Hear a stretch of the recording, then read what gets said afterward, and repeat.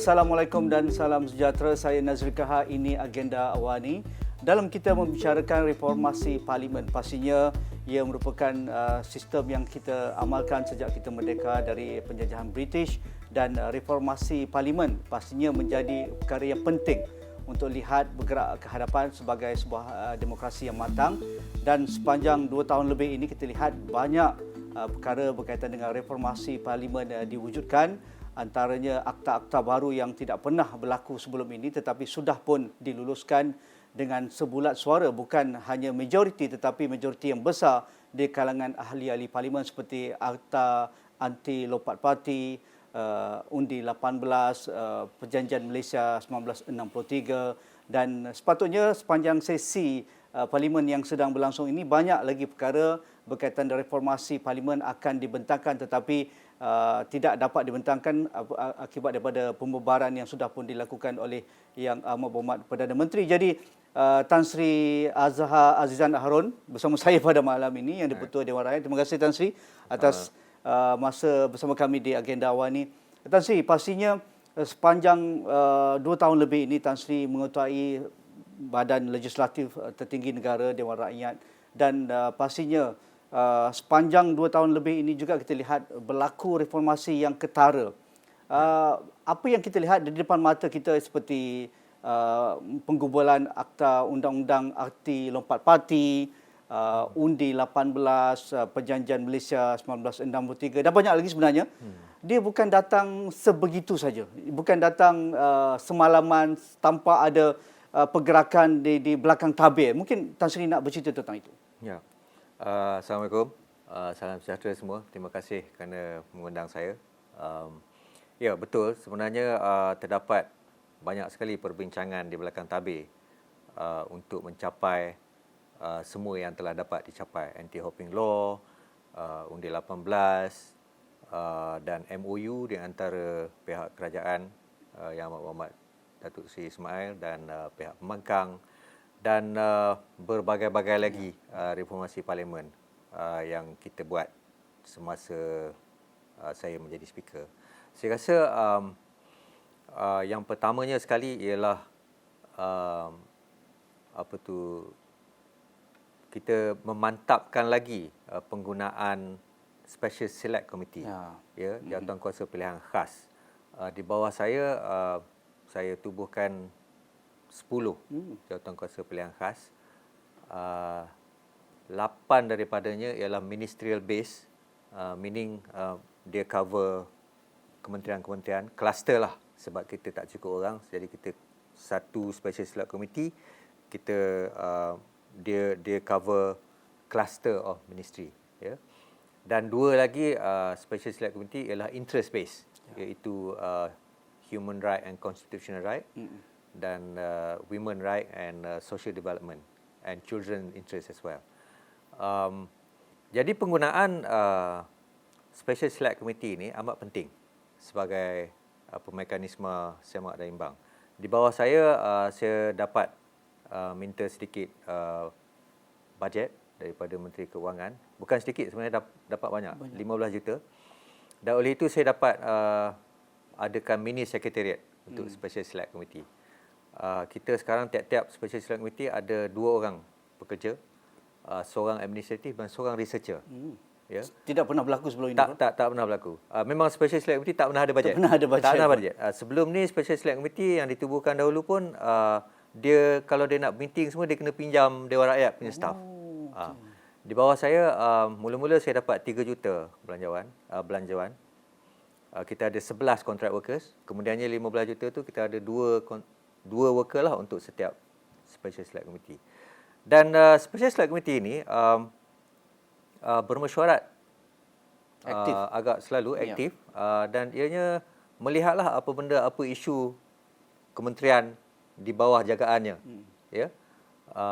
Macam contohnya kesutangan Sulu tu, walaupun saya tak benarkan bahaskan di Dewan Rakyat, tapi Special Select Committee antarabangsa telah melihat isu Sulu, dan menteri-menteri yang berkenaan dah hadir, peguam negara pun hadir.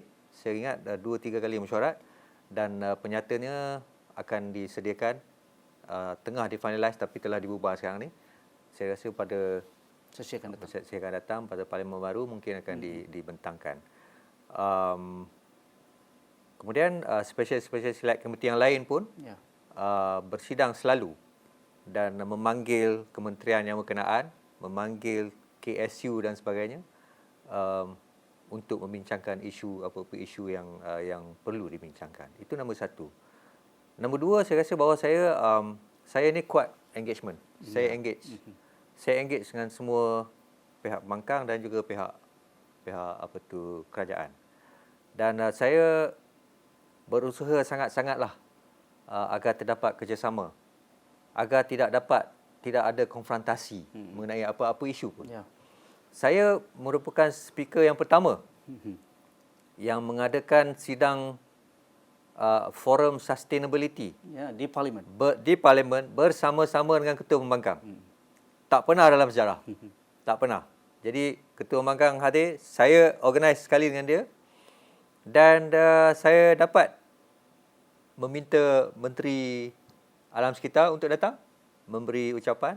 Bukan itu saja, KSU, Ketua Setiausaha Kementerian, hadir untuk berbincang di dalam forum tu. Sehari suntuk dia kat situ. Dan banyak persoalan dijawab dan terbukti bahawa civil servant kita ni dia at par dengan pihak profesional. At par, if not better. Ya, capable. Very Professional. capable. Ya. Ya. Itu juga merupakan satu pencapaianlah bagi saya.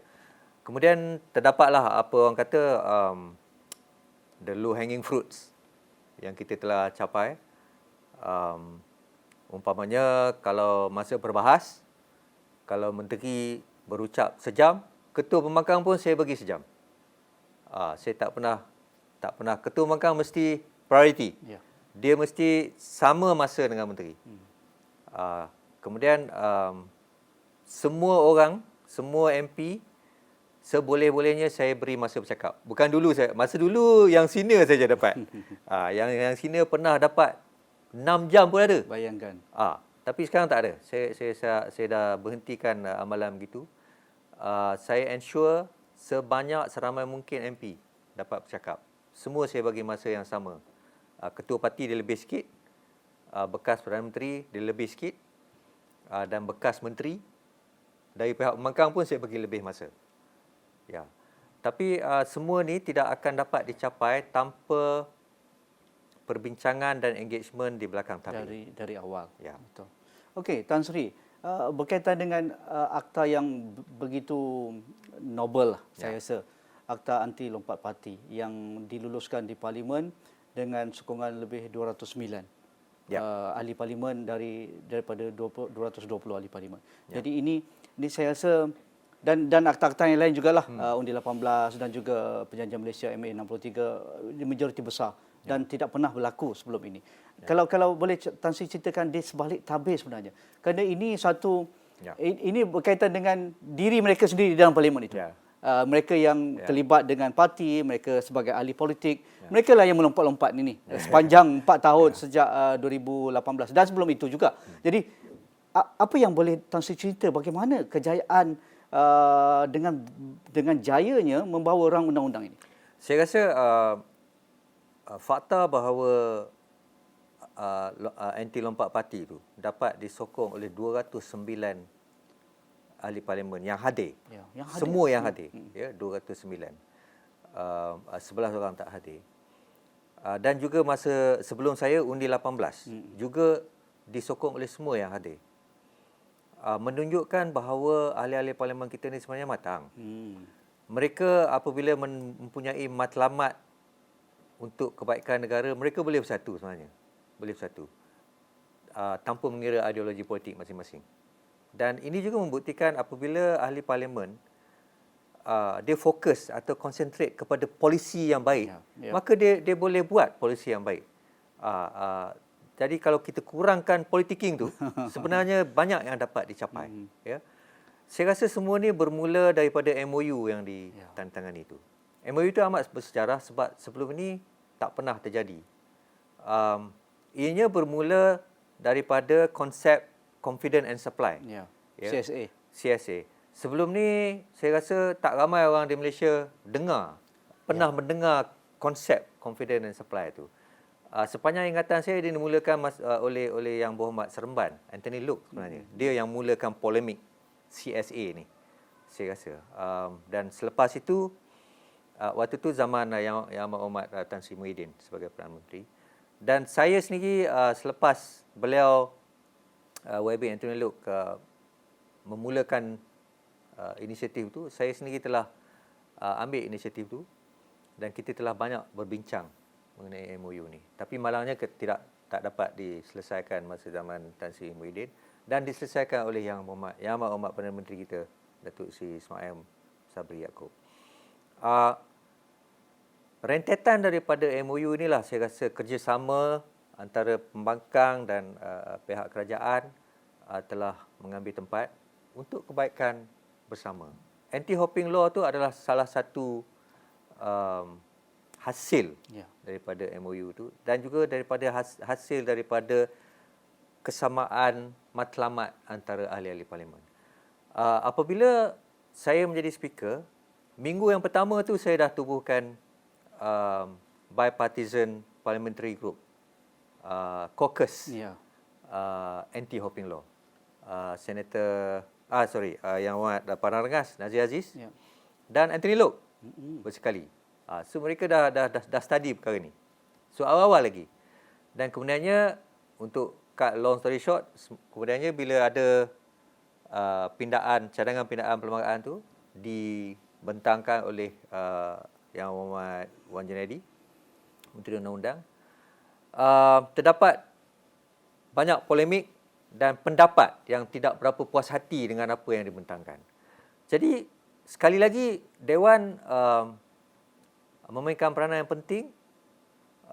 Dewan dengan sebulat suara meluluskan agar rang undang-undang yang dibentangkan tu dirujuk kepada Select Committee. Ya, sekali lagi jawatan kuasa pilihan ini datang memainkan peranan yang amat penting. Select Committee kemudian mengambil rang undang-undang itu dan telah mendengar semua pihak selama sebulan lebih dan menyediakan penyata yang amat tebal. Dia dengar beribu-ribu komen. Dia jumpa NGO, jumpa pembangkang, jumpa everybody. All the stakeholders. Dan akhirnya pindaan itu dipinda lagi, di redraft dan yang terakhirnya yang seperti yang diluluskan lah. Itu hasil perbincangan di dalam Select Committee.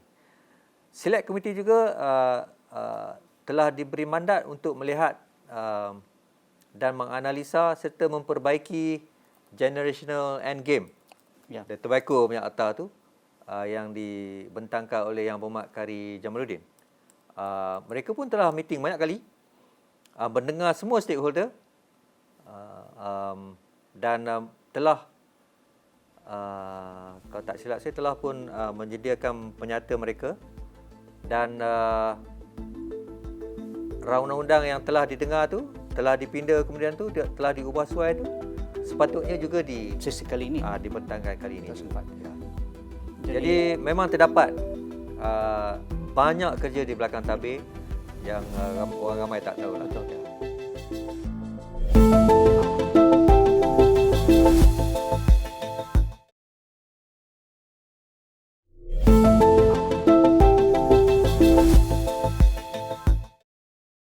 Tan Sri, dalam semua episod-episod yang hebat dan juga membawa makna kepada peranan institusi Dewan sebagai semak dan imbang, tetapi sepanjang 2 tahun lebih ini ada juga episod yang menggerunkan juga. Pada saya lah istilah menggerun.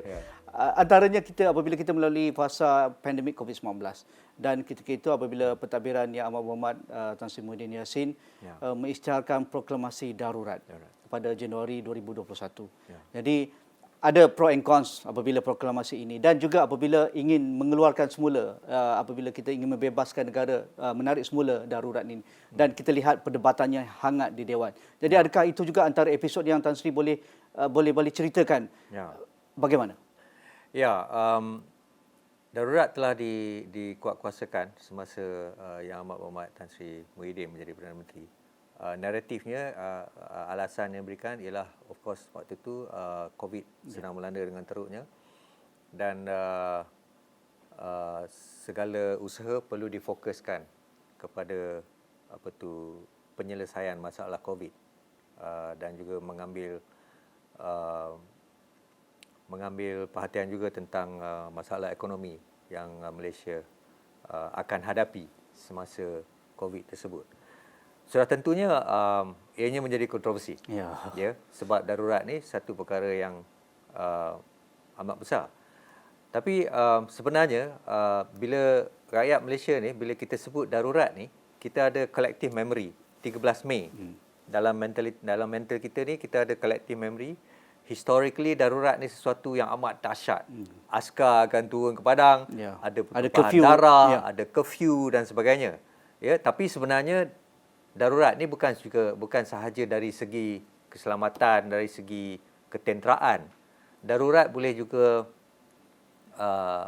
wujud dari segi bencana alam ataupun bencana ekonomi. Wabak. Ya, samalah dari segi wabak dan kesihatan awam. Jadi pada waktu itu, darurat itu tidak ada kena-mengena dengan soal keselamatan. Ianya mengenai ekonomi, life and livelihood basically. Ya. Tapi ialah naratifnya pada waktu itu, oleh kerana parlimen pun tak bersidang. Jadi naratif di luar sana menjadi amat ekstrim kadang-kadang. Ya.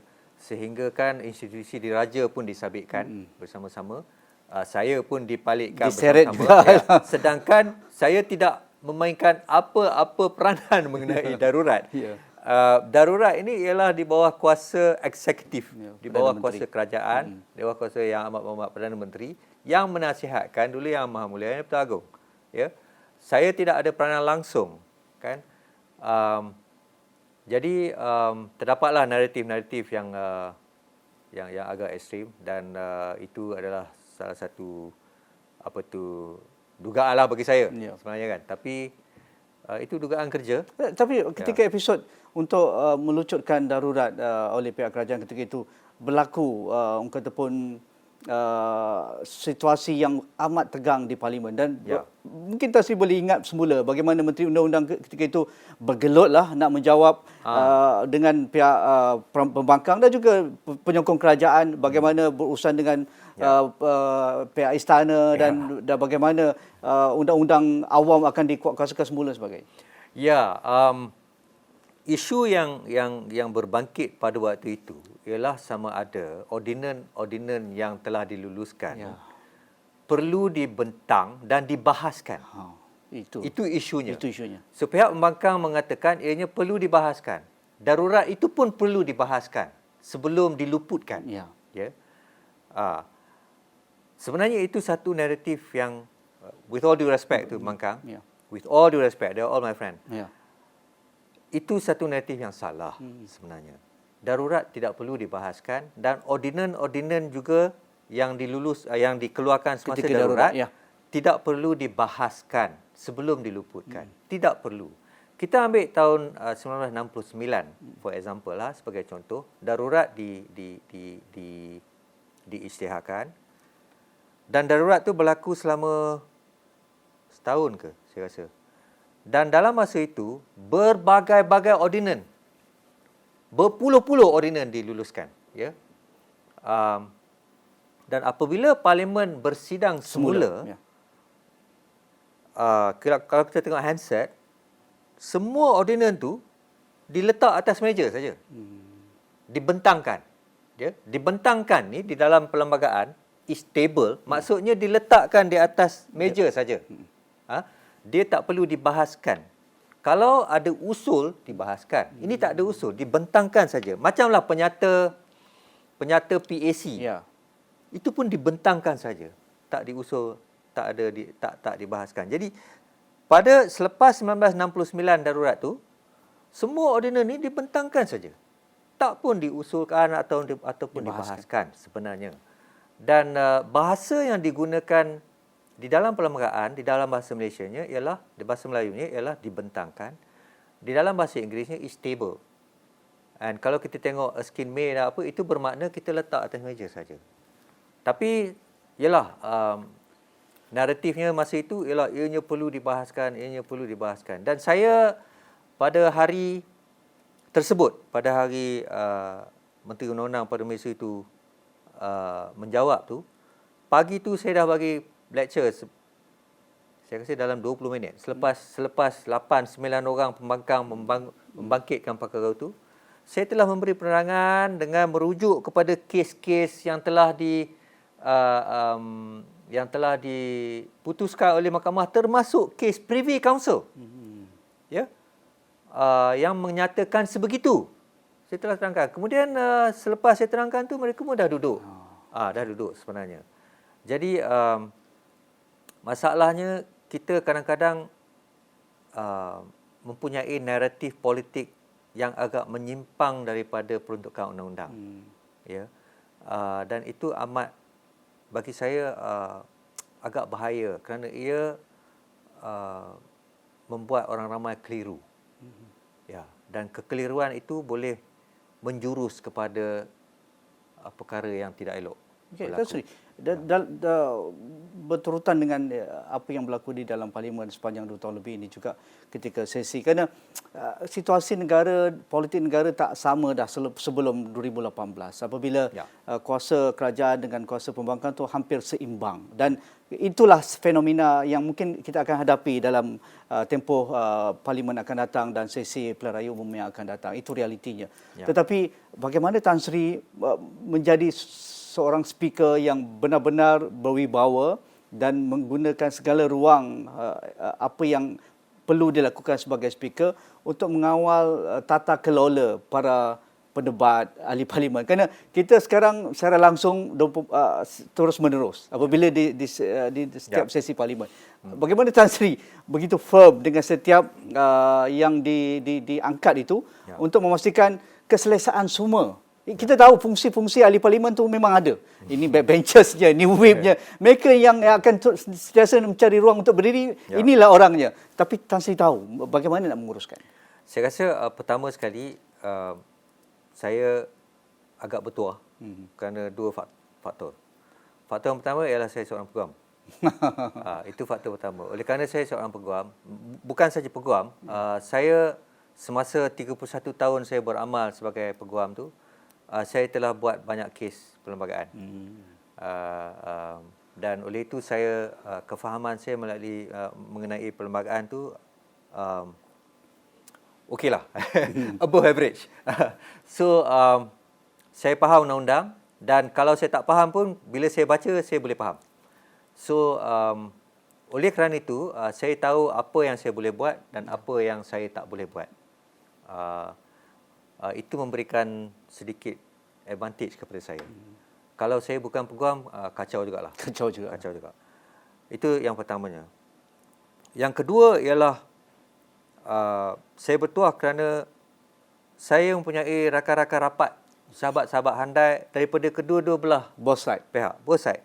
Daripada dulu, bukan sekarang. Daripada dulu semasa saya peguam, saya memang mempunyai sahabat daripada sebelah sini dan juga sebelah sana. Dan bukan saja sahabat, mereka sahabat baik sebenarnya. Oleh kerana itu, proses engagement saya agak senang. Saya keluar minum kopi je. Betul. Ialah kawan saya, juga sahabat. saya bukan formal. Saya boleh panggil dia orang minum kopi, atau kalau bukan dalam parlimen pun saya keluar minum kopi je. So, oleh kerana itu, tugas saya tu menjadi lebih mudah lah. Lebih mudah. Apa yang terjadi dalam dewan tu, kita tak pernah ambil secara peribadi. Saya sendiri pun tak pernah ambil secara peribadi. Saya pernah dipanggil barua pun, tapi saya tak pernah ambil secara peribadi. Dan itu menyendangkan tugas saya lah. Okey, sekali. Sebenarnya reform parlimen ni banyak yang ingin dilakukan. Antaranya berkaitan dengan hal parlimen sendiri dan yang sedang dilaksanakan dan akan dibentangkan sesi kali ini, tapi parlimen sudah dibubarkan. Akta Perkhidmatan Parlimen, Akta Majlis Parlimen dan Kod Etika Ahli-Ahli Parlimen dan undang-undang lain. Jadi adakah ini perlu diteruskan untuk sesi akan datang dan kerajaan baru? Saya rasa ianya perlu diteruskan. Dari pihak Parlimen sendiri, Parliamentary Services Act yang akan saya rasa memantapkan lagi peranan Parlimen sebagai sebuah institusi yang bebas. Ianya telah siap. Patutnya dibentangkan pada sitting ini, dan saya rasa kalau sitting yang akan datang pun saya rasa akan dibentangkan. Kalau tak dibentangkan, perlu dibentangkan. Kerana ianya mengembalikan kewibawaan Parlimen. Bukan saya nak kata Parlimen sekarang ni tak berwibawa, tapi lebih memantapkan lagi kewibawaan Parlimen. Dengan adanya Suruhanjaya Parlimen, we decide our own finance, our own staff, we decide our own ways. Dan banyak lagi perkara di bawah Parliamentary Services Act tu yang boleh memantapkan peranan Parlimen. Itu nombor satu. Nombor dua, yang sepatutnya juga dibentangkan pada kali ini ialah Akta Pendanaan Politik. Ya, itu satu lagi besar. Akta Pendanaan Politik ni sebenarnya telah pun dibincangkan semasa saya di SPR lagi. Saya waktu tu sebagai pengurusi SPR bersama-sama dengan Tan Sri Abu Kasim, pengurusi GIACC. Kedua-dua kita telah pun sebenarnya draft Akta Pendanaan Politik ni. Tapi waktu tu terdapat the final points yang kita perlu fikir, yang perlu dalami, dan akhirnya telah disiapkan dan sepatutnya dibentangkan pada ini. Itu pun saya rasa perlu diteruskan. Terima kasih Yang Berhormat Tan Sri Azizan Harun. Lebih mesra dengan Ad Harun. saya suka panggil Ad Harun. Tapi kita sebagai Yang di-Pertua Dewan Rakyat atas masa yang ada pada masa dengan agenda awani pada malam ini. Kalau ada ruang lagi, Tan Sri datang lagi lah. InsyaAllah. Kalau tak ke sini, kita ke Dewan Rakyat untuk menemu secara eksklusif Tan Sri. Sekian sahaja bersama saya Nazri Kaha. Assalamualaikum. Kita jumpa lagi.